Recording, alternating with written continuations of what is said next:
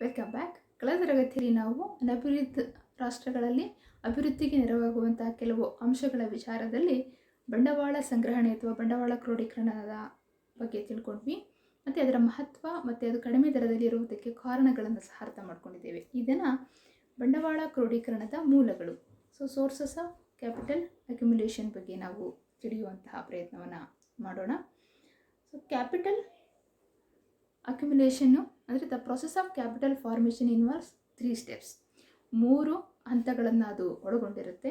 ಮೊದಲನೇದಾಗಿ increase in the volume of real savings. ಬಂಡವಾಳದ ಕ್ರೋಢೀಕರಣ ಆಗಬೇಕು ಅಂತ ಹೇಳಿದರೆ ಪ್ರಮುಖವಾಗಿ ಮೊದಲನಿಗೆ ನೈಜ ಉಳಿತಾಯ ದರಗಳನ್ನು ಗಾತ್ರವನ್ನು ಹೆಚ್ಚು ಮಾಡಬೇಕಾಗಿರುತ್ತೆ. ಉಳಿತಾಯದ ಪ್ರಮಾಣವನ್ನು ಹೆಚ್ಚು ಮಾಡೋದು ಅಥವಾ ಉಳಿತಾಯಗಳನ್ನು ಹೆಚ್ಚು ಮಾಡೋದು ಮೊದಲನೇ ಹಂತ. ಎರಡನೇದು ಮೊಬಿಲೈಸೇಷನ್ ಆಫ್ ಸೇವಿಂಗ್ಸ್. ಈ ಒಂದು ಉಳಿತಾಯ ಮಾಡಿದಂತಹ ಹಣವನ್ನು ಚಾನಲೈಸ್ ಮಾಡಬೇಕು, ಅಂದರೆ ಹೂಡಿಕೆದಾರರಿಗೆ ಲಭ್ಯವಾಗುವಂತೆ ನೋಡಿಕೊಳ್ಳುವಂಥದ್ದು. ಮೂರನೇದು ಇನ್ವೆಸ್ಟ್ಮೆಂಟ್ ಆಫ್ ಸೇವಿಂಗ್ಸ್. ಆ ಒಂದು ಉಳಿತಾಯಗಳನ್ನು ಹೂಡಿಕೆ ಮಾಡುವಂತಹ ಒಂದು ವಿಧಾನ. ಹೀಗೆ ಮೊದಲಿಗೆ ಸೇವಿಂಗ್ಸನ್ನು ಹೆಚ್ಚು ಮಾಡುವಂಥದ್ದು, ಎರಡನೇದು ಅದನ್ನು ಮೊಬಿಲೈಸೇಷನ್ ಮಾಡುವಂಥದ್ದು, ಮೂರನೇದು ಇನ್ವೆಸ್ಟ್ಮೆಂಟ್ ಮಾಡುವಂಥದ್ದು. ಈ 3 ಕ್ರಮಗಳನ್ನು ಮಾಡಿದಾಗ ಮಾತ್ರ ಕ್ಯಾಪಿಟಲ್ ಫಾರ್ಮೇಷನ್ ಸಕ್ಸಸ್ ಆಗೋದಕ್ಕೆ ಸಾಧ್ಯ. ಹಾಗಾಗಿ ಅನಭಿವೃದ್ಧ ರಾಷ್ಟ್ರಗಳಲ್ಲಿ ನಾವು ಈ ಒಂದು 3 ಹಂತಗಳನ್ನು ಗಮನದಲ್ಲಿಟ್ಕೊಂಡು, ಅಂದರೆ ಕ್ಯಾಪಿಟಲ್ ಫಾರ್ಮೇಷನ್ನ ವ್ಯಾಲ್ಯೂಮು, ಸೇವಿಂಗ್ಸ್ನ ವ್ಯಾಲ್ಯೂಮು, ಸೇವಿಂಗ್ಸ್ನ ಮೊಬಿಲೈಸೇಷನ್ನು ಮತ್ತು ಅವೈಲಬಿಲಿಟಿ ಆಫ್ ಇನ್ವೆಸ್ಟ್ಮೆಂಟ್. ಇದು 3 ಗಮನದಲ್ಲಿಟ್ಕೊಂಡು ನಾವು ಅನಭಿವೃದ್ಧಿ ರಾಷ್ಟ್ರಗಳ ಬಂಡವಾಳ ಕ್ರೋಢೀಕರಣದಲ್ಲಿ 2 ಮೂಲಗಳನ್ನು ನೋಡ್ತೇವೆ. ಒಂದು ಡೊಮೆಸ್ಟಿಕ್ ಸೋರ್ಸಸ್, ಸ್ವದೇಶಿ ಮೂಲಗಳು, ಮತ್ತೊಂದು ಎಕ್ಸ್ಟರ್ನಲ್ ಸೋರ್ಸಸ್, ವಿದೇಶಿ ಮೂಲಗಳು. ಅದರಲ್ಲಿ ಮೊದಲನೇದನ್ನು ನೋಡೋಣ, ಡೊಮೆಸ್ಟಿಕ್ ಸೋರ್ಸಸ್.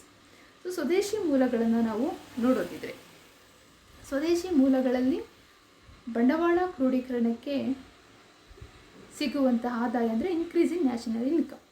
ರಾಷ್ಟ್ರೀಯ ಆದಾಯದಲ್ಲಿ ಹೆಚ್ಚಳ ಆದರೆ ರಾಷ್ಟ್ರೀಯ ಆದಾಯದ ಹೆಚ್ಚಳ ಜನರ ತಲಾದಾಯ ಮತ್ತು ಜೀವನ ಮಟ್ಟವನ್ನು ಹೆಚ್ಚಳ ಮಾಡೋದ್ರಿಂದ ಉಳಿತಾಯದ ದರಗಳು ಅಧಿಕವಾಗ್ತವೆ. ಉಳಿತಾಯದ ದರಗಳು ಅಧಿಕವಾಗೋದ್ರಿಂದ ಅದು ಹೂಡಿಕೆಗೆ ಸಿಗುತ್ತೆ. ಹಾಗಾಗಿ ಬಂಡವಾಳದ ಕ್ರೋಢೀಕರಣದ ಹೆಚ್ಚಳಕ್ಕೆ ಕಾರಣ ಆಗುತ್ತೆ. ಹಾಗೆಯೇ ಸೇವಿಂಗ್ಸ್ ಡ್ರೈವ್. ಅನಭಿವೃದ್ಧಿ ರಾಷ್ಟ್ರಗಳಲ್ಲಿ ಉಳಿತಾಯದ ಒಂದಷ್ಟು ಅಂಶಗಳನ್ನು ಹೆಚ್ಚು ಮಾಡುವ ಮೂಲಕ ಈ ಒಂದು ಕ್ಯಾಪಿಟಲ್ ಫಾರ್ಮೇಷನನ್ನು ಮೂಲವಾಗಿ ಪರಿವರ್ತಿಸಲಿಕ್ಕೆ ಸಾಧ್ಯ. ಅಂದರೆ ಕೆಲವೊಂದು ಸರ್ಕಾರದ ಬಾಂಡ್ಗಳು, ಮತ್ತು ನೋಡಿ ಇದು UTIನ ಬಾಂಡನ್ನು ನಾವಿಲ್ಲಿ ನೋಡ್ತಾ ಇದ್ದೇವೆ. UTIನ ಒಂದು ಸೆಕ್ಯೂರಿಟಿ ಪೇಪರ್ಸ್ ನಾವು ನೋಡ್ತಾ ಇದ್ದೇವೆ. ಸರ್ಕಾರದ ಒಂದು ಬಾಂಡ್ ಪತ್ರಗಳು, ಟ್ರೆಜರಿ ಬಿಲ್ಗಳು, ಈ ಥರದವನ್ನು ಬಿಡುಗಡೆ ಮಾಡುವ ಮೂಲಕ ಜನರು ಅಲ್ಲಿ ಉಳಿತಾಯ ಮಾಡುವಂತೆ ನೋಡಿಕೊಳ್ಳುವಂಥದ್ದು. ಹಾಗೆಯೇ national saving securities, NSS papers, NSC national savings certificates ಅಂತೇಳಿ ಅವಾಗ ಕೊಡ್ತಾಯಿದ್ರು. ಈ ಥರದ ಒಂದು ಉಳಿತಾಯದ ಒಂದು ಕ್ರಮಗಳನ್ನು ಕೈಗೊಳ್ಳುವ ಮೂಲಕ ಸೇವಿಂಗ್ಸ್ ಡ್ರೈವ್ಸನ್ನು ಇನ್ಕ್ರೀಸ್ ಮಾಡುವ ಮೂಲಕ, ಹಾಗೆಯೇ ಹಣಕಾಸು ಸಂಸ್ಥೆಗಳ ಅಭಿವೃದ್ಧಿಯ ಮೂಲಕ ಜನರು ಹೆಚ್ಚು ಹೆಚ್ಚು ಉಳಿತಾಯ ಮಾಡುವಂಥದ್ದು. ಉಳಿತಾಯ ಮಾಡೋದನ್ನು ಮೊಬಿಲೈಸೇಷನ್ ಮಾಡುವಂಥದ್ದು. ಈ ಸೇವಿಂಗ್ಸ್ ಡ್ರೈವ್ಗಳ ಮೂಲಕ ಮೊಬಿಲೈಸೇಷನ್ ಮಾಡುವಂಥದ್ದು, ಅಂದರೆ ತಮ್ಮ ಬಳಿಯೇ ಇರಿಸಿಕೊಳ್ಳುವ ಬದಲು ಆರ್ಥಿಕತೆಗೆ ಲಭ್ಯವಾಗುವಂತೆ ಬ್ಯಾಂಕಿಂಗ್ ಕ್ಷೇತ್ರಗಳಲ್ಲಿ ಅಥವಾ ಈ ಥರದ ಒಂದು ಸರ್ಕಾರದ ಯೋಜನೆಗಳಲ್ಲಿ ಅದನ್ನು ತೊಡಗಿಸುವ ಮೂಲಕ ಆ ಒಂದು ಅಂಶ ಮೊಬಿಲೈಸೇಷನ್ ಆಗುವಂತೆ ಮಾಡುವಂತೆ ಸೇವಿಂಗ್ಸ್ ಡ್ರೈವ್ಗಳನ್ನು ಇನ್ಕ್ರೀಸ್ ಮಾಡಿದರೆ ಸೇವಿಂಗ್ಸ್ ಡ್ರೈವ್ಗಳು ಕ್ಯಾಪಿಟಲ್ ಫಾರ್ಮೇಷನಿನ ಸೋರ್ಸ್ ಆಗಿ ಬದಲಾಗಬಲ್ಲವು. ಹಾಗೆಯೇ ಎಸ್ಟಾಬ್ಲಿಷ್ಮೆಂಟ್ ಆಫ್ ಫಿನಾನ್ಷಿಯಲ್ ಇನ್ಸ್ಟಿಟ್ಯೂಷನ್ಸ್. ಹಣಕಾಸು ಸಂಸ್ಥೆಗಳನ್ನು ಅಭಿವೃದ್ಧಿ ಮಾಡುವಂಥದ್ದು. ಹಣಕಾಸು ಸಂಸ್ಥೆಗಳನ್ನು ಅಭಿವೃದ್ಧಿ ಮಾಡುವ ಮೂಲಕ ಏನಾಗುತ್ತೆ, ಜನರ ಬಳಿ ಇರುವಂತಹ ಹೆಚ್ಚುವರಿ ಅನುಭೋಗದ ಮೇಲೆ ವೆಚ್ಚ ಮಾಡದೇ ಇರುವಂಥ ಹೆಚ್ಚುವರಿ ಹಣ, ಅಂದರೆ ಉಳಿತಾಯದ ಹಣ ಹೂಡಿಕೆಗೆ ಸಿಗುತ್ತೆ. ಅದು ಬಂಡವಾಳದ ಕ್ರೋಢೀಕರಣಕ್ಕೆ ಸಾಧ್ಯ ಆಗುತ್ತೆ ಅನ್ನುವಂತಹ ಅಂಶ. ಇನ್ನು ರೂರಲ್ ಸೇವಿಂಗ್ಸ್. ಹಾಗೆಯೇ ಗ್ರಾಮೀಣ ಪ್ರದೇಶದಲ್ಲಿ ಸಾಲಗಳನ್ನು ಉಳಿತಾಯಗಳನ್ನು ಹೆಚ್ಚು ಮಾಡುವಂಥದ್ದು. ಇದಕ್ಕೆ ಪೋಸ್ಟ್ ಆಫೀಸ್ನಲ್ಲಿ ಆ್ಯಕ್ಚುಲಿ ಈ ಥರದ ಒಂದು ಕ್ರಮವನ್ನು, ಅಂದರೆ ಪೋಸ್ಟ್ ಆಫೀಸ್ನಲ್ಲಿ ಗ್ರಾಮೀಣ ಪ್ರದೇಶದ ಗ್ರಾಮೀಣ ಜನರಿಗೋಸ್ಕರನೇ ಕೆಲವೊಂದು ವಿಮೆಗಳನ್ನು ಕೈಗೊಂಡಿರುವಂಥದ್ದು, ಹೆಚ್ಚಿನ ಬಡ್ಡಿ ದರಗಳನ್ನು ತೊಡಗಿಸುವಂತೆ ಮಾಡುವಂಥದ್ದು. ಇವುಗಳಿಂದ ಏನಾಗುತ್ತೆ, ಅವರಿಗೆ ಎನ್ಕರೇಜ್ಮೆಂಟ್ ಸಿಗುತ್ತೆ. ಹಾಗಾಗಿ ಗ್ರಾಮೀಣ ಪ್ರದೇಶದಲ್ಲಿ ಉಳಿತಾಯಗಳು ಹೆಚ್ಚಾಗಿ ಅದು ಬಂಡವಾಳದ ಕ್ರೋಢೀಕರಣಕ್ಕೆ ನೆರವಾಗೋದಕ್ಕೆ ಸಾಧ್ಯ ಆಗುತ್ತೆ. ಹಾಗೆಯೇ ಗೋಲ್ಡ್ ಹೋರ್ಡ್ಸ್.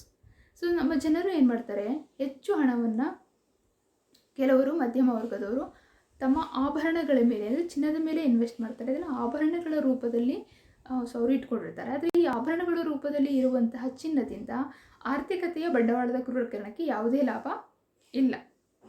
ಹಾಗಾಗಿ ಸರ್ಕಾರಗಳು ಹೆಚ್ಚಿನ ಪ್ರಮಾಣದ ಈ ಥರದ ಒಂದು ಗೋಲ್ಡ್, ಅಂದರೆ ಚಿನ್ನವನ್ನು ಕೊಂಡುಕೊಳ್ಳುವಂಥ ಆಸೆ ಇರೋರಿಗೆ ಈ ಒಂದು ಚಿನ್ನದ ಬಾಂಡ್ಗಳನ್ನು ಬಿಡುಗಡೆ ಮಾಡುವ ಮೂಲಕ ಅವುಗಳ ಮೇಲೆ ಒಂದಷ್ಟು ಹೆಚ್ಚಿನ ಬಡ್ಡಿ ದರಗಳನ್ನು ವಿಧಿಸೋದ್ರ ಮೂಲಕ ಚಿನ್ನದ ಬಾಂಡ್ಗಳ ಮೇಲೆ ತೊಡಗಿಸುವ ಒಂದು ಕ್ರಮವನ್ನು ಕೈಗೊಳ್ಳುವಂತೆ ಜನರಲ್ಲಿ ಮಾಡಿದರೆ, ಆಗ ಜನರು ತಮ್ಮ ಬಳಿ ಇರುವಂತಹ ಉಳಿತಾಯದ ಹಣವನ್ನು ಈ ಒಂದು ಚಿನ್ನದ ಮೇಲೆ, ಅಂದರೆ ಆಭರಣಗಳ ರೂಪದಲ್ಲಿ ಇರಿಸ್ಕೊಳ್ಳೋದನ್ನು ಚಿನ್ನದ ಬಾಂಡ್ಗಳ ರೂಪದಲ್ಲಿ ಇರಿಸ್ಕೊಂಡ್ರೆ ಅದು ಮೊಬಲೈಸೇಷನ್ ಆಗುತ್ತೆ, ಚಾನಲೈಸೇಷನ್ ಆಗುತ್ತೆ, ಹೂಡಿಕೆಗೆ ಲಭ್ಯ ಆಗುತ್ತೆ. ಅದು ಬಂಡವಾಳದ ಕ್ರೋಢೀಕರಣವನ್ನು ಹೆಚ್ಚಳ ಮಾಡೋದಕ್ಕೆ ಸಾಧ್ಯ ಆಗುತ್ತೆ. ಹಾಗೆಯೇ ಪರ್ಪ್ಯೂಚುಯೇಷನ್ ಆಫ್ ಇನ್ಕಮ್ ಇನ್ಈಕ್ವಾಲಿಟೀಸ್, ಏನು ಅಸಮಾನತೆ ಇದೆ, ಆದಾಯದ ಅಸಮಾನತೆ, ಸೊ ಇದನ್ನು ಹೋಗಲಾಡಿಸುವಂತಹ ಕ್ರಮಗಳನ್ನು ಕೈಗೊಂಡ್ರೆ ಅದು ಏನು ಮಾಡುತ್ತೆ, ಬಂಡವಾಳದ ಕ್ರೋಢೀಕರಣಕ್ಕೆ ನೆರವಾಗುತ್ತೆ. ಇನ್ಕ್ರೀಸಿಂಗ್ ಪ್ರಾಫಿಟ್ಸ್, ಲಾಭಗಳನ್ನು ಇನ್ಕ್ರೀಸ್ ಮಾಡುವಂತಹ ಆವಿಷ್ಕಾರಗಳನ್ನು, ಹೊಸ ಮಾರುಕಟ್ಟೆಗಳ ಶೋಧಗಳು, ಉದ್ಯಮ ಸಾಹಸಿ ಅಂತ ಕಾರ್ಯಗಳನ್ನು ಕೈಗೊಳ್ಳುವ ಮೂಲಕ ಲಾಭಗಳನ್ನು ಹೆಚ್ಚಳ ಮಾಡಿದರೆ, ಲಾಭಗಳ ಹೆಚ್ಚಳದಿಂದ ಹೂಡಿಕೆ ಹೆಚ್ಚಾಗುತ್ತೆ. ಅದು ಬಂಡವಾಳದ ಕ್ರೋಢೀಕರಣದ ಹೆಚ್ಚಳಕ್ಕೆ ಮೂಲವಾಗಿ ಪರಿಣಮಿಸುತ್ತೆ. ಫಿಸ್ಕಲ್ ಮೆಜರ್ಸ್, ಸೊ ವಿತ್ತೀಯ ಅಥವಾ ರಾಜ್ಯಕೋಶೀಯ ಕ್ರಮಗಳನ್ನು ಕೈಗೊಳ್ಳುವ ಮೂಲಕ ಸೊ ಏನು ಮಾಡ್ಬೋದು, ಹೆಚ್ಚಿನ ಪ್ರಮಾಣದ ಬಂಡವಾಳದ ಕ್ರೋಢೀಕರಣಕ್ಕೆ ನೆರವಾಗುವಂಥ ಕ್ರಮವನ್ನು ಕೈಗೊಳ್ಬೋದು. ಅಂದರೆ ಸರ್ಕಾರದ ಒಂದು ವೆಚ್ಚ ಇರ್ಬೋದು, ಟ್ಯಾಕ್ಸ್ಗಳನ್ನು ಕಡಿಮೆ ಮಾಡುವಂಥದ್ದು, ಅಂದರೆ ಸರ್ಕಾರದ ವೆಚ್ಚಗಳನ್ನು ಹೆಚ್ಚು ಮಾಡಿ ತೆರಿಗೆಯ ಪ್ರಮಾಣವನ್ನು ಕಡಿಮೆ ಮಾಡಿ, ಹಾಗೆಯೇ ಸರ್ಕಾರವು ಕೆಲವೊಂದು ಇನ್ಸೆಂಟಿವ್ಸ್ಗಳನ್ನು, ಸಬ್ಸಿಡೀಸ್ಗಳನ್ನು ಜನರಿಗೆ ಕೊಡೋದ್ರಿಂದ ಅವರ ಬಳಿ ಉಳಿತಾಯದ ಪ್ರಮಾಣ ಹೆಚ್ಚಾಗುತ್ತೆ. ಆಗ ಉಳಿತಾಯದ ಪ್ರಮಾಣ ಹೆಚ್ಚಾದಾಗ ಅವರು ಹೆಚ್ಚು ಹೆಚ್ಚು ಹಣವನ್ನು ಉಳಿತಾಯ ಮಾಡಿ ಅದು ಹೂಡಿಕೆಗೆ ಲಭ್ಯವಾಗುವಂತೆ ಮಾಡ್ತಾರೆ. ಇದು ಬಂಡವಾಳದ ಕ್ರೋಢೀಕರಣವನ್ನು ಉತ್ತೇಜಿಸುತ್ತೆ ಅಂಥೇಳಿ ಹೇಳಲಾಗಿದೆ. ಸೊ ಇವಿಷ್ಟು ಸ್ವದೇಶಿ ಮೂಲಗಳು, ಅಂದರೆ ಬಂಡವಾಳದ ಕ್ರೋಢೀಕರಣಕ್ಕೆ ನೆರವಾಗುವಂಥ ಸ್ವದೇಶಿ ಮೂಲಗಳು. ಹಾಗಿದ್ರೆ ಬಂಡವಾಳದ ಕ್ರೋಢೀಕರಣಕ್ಕೆ ನೆರವಾಗುವಂತಹ ವಿದೇಶಿ ಮೂಲಗಳನ್ನು ನಾವು ನೋಡೋದಾದರೆ, ಫಾರಿನ್ ಏಡ್, ವಿದೇಶಿ ಸಹಾಯ ಅಥವಾ ವಿದೇಶಿ ನೆರವು ಅಂತ ಕರಿತೀವಿ ನಾವು. ಈ ವಿದೇಶಿ ನೆರವುಗಳಲ್ಲಿ ಬಂಧಿತ ನೆರವು, ಬಂಧಿತವಲ್ಲದ ನೆರವು, ಹೀಗೆ ಬೇರೆ ಬೇರೆ ವಿಧದ ನೆರವುಗಳನ್ನು ಕಾಣ್ತೇವೆ. ಸೊ ಇಂತಹ ನೆರವುಗಳು ಏನಾಗ್ತವೆ, ಅನಭಿವೃದ್ಧ ರಾಷ್ಟ್ರಗಳ ಬಂಡವಾಳದ ಕ್ರೋಢೀಕರಣಕ್ಕೆ ಪ್ರಮುಖ ಮೂಲಗಳು ಅಂಥೇಳಿ ನಾವು ಗುರುತಿಸ್ಬೋದು. ಸೊ ಇದರಿಂದ ಆ ಒಂದು ಅಂದರೆ ಅನಭಿವೃದ್ಧ ದೇಶದ ಬಂಡವಾಳದ ಕ್ರೋಢೀಕರಣ ಹೆಚ್ಚಾಗಿ ಅದು ಅಭಿವೃದ್ಧಿಗೆ ನೆರವಾಗೋಕ್ಕೆ ಸಾಧ್ಯ ಆಗುತ್ತೆ. ಹಾಗೆಯೇ ರೆಸ್ಟ್ರಿಕ್ಷನ್ಸ್ ಆಫ್ ಇಂಪೋರ್ಟ್ಸ್, ಆಮದುಗಳ ಮೇಲೆ ವಿಧಿಸುವಂತಹ ನಿರ್ಬಂಧಗಳು ಬಂಡವಾಳದ ಕ್ರೋಢೀಕರಣಕ್ಕೆ ಪರೋಕ್ಷವಾಗಿ ನೆರವಾಗುತ್ತೆ. ಅಂದರೆ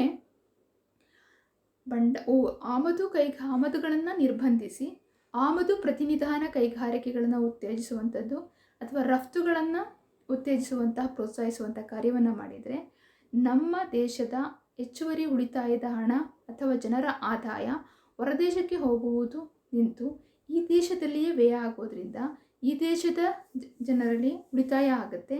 ಅದರಲ್ಲೂ ಎಸ್ಪೆಷಲಿ ಈ ದುಬಾರಿ ಅನುಭೋಗಿ ಸರಕುಗಳ ಆಮದುಗಳ ಮೇಲೆ ನಿರ್ಬಂಧ ಇರೋದ್ರಿಂದ ಜನರ ಬಳಿ ಸುವ್ಯಕ್ತ ಅನುಭೋಗದ ಮೇಲೆ ವ್ಯಯ ಆಗ್ತಿದ್ದ ಹಣದ ಉಳಿತಾಯ ಆಗಿ ಆ ಉಳಿತಾಯದ ಹಣ ಹೂಡಿಕೆಗೆ ಲಭ್ಯ ಆಗೋದ್ರಿಂದ ಬಂಡವಾಳದ ಕ್ರೋಢೀಕರಣದ ಹೆಚ್ಚಳಕ್ಕೆ ಸಾಧ್ಯ ಆಗುತ್ತೆ, ನೆರವಾಗುತ್ತೆ. ಹಾಗಾಗಿ ಇಂಪೋರ್ಟಿನ ರಿಸ್ಟ್ರಿಕ್ಷನ್ಸ್ಗಳು ಸಹ ವಿದೇಶಿ ಅಥವಾ ಬಾಹ್ಯ ಮೂಲಗಳಲ್ಲಿ ಬಂಡವಾಳ ಕ್ರೋಢೀಕರಣದಲ್ಲಿ ನೆರವಾಗುವಂಥ ಅಂಶಗಳು. ಹಾಗೆ ಫೇವರಬಲ್ ಟರ್ಮ್ಸ್ ಆಫ್ ಟ್ರೇಡ್, ಈ ಒಂದು ವ್ಯಾಪಾರದ ಕರಾರುಗಳು ಅನಭಿವೃದ್ಧಿ ರಾಷ್ಟ್ರಗಳಿಗೆ ನೆರವಾಗುವಂತೆ ಇದ್ದರೆ, ಟರ್ಮ್ಸ್ ಆಫ್ ಟ್ರೇಡ್ ಅಂದರೆ ವ್ಯಾಪಾರದ ಕರಾರು ಅಂತ ಕರಿತೇವೆ.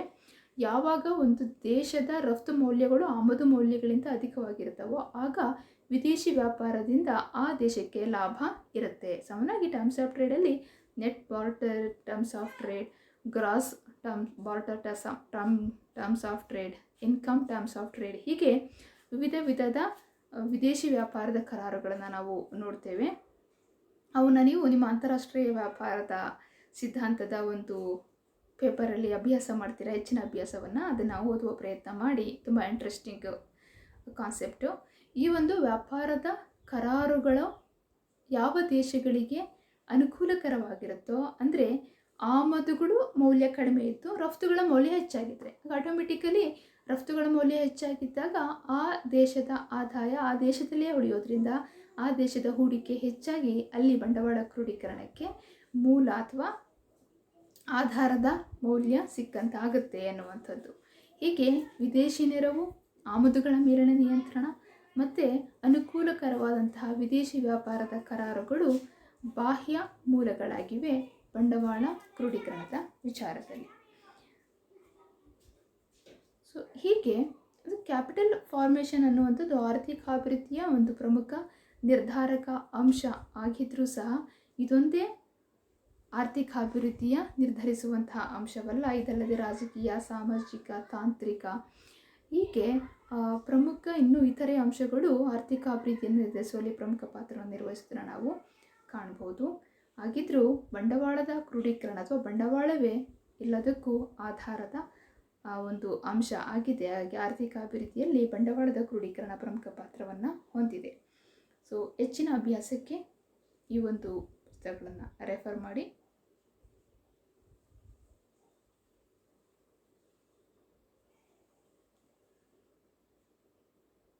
Thank you.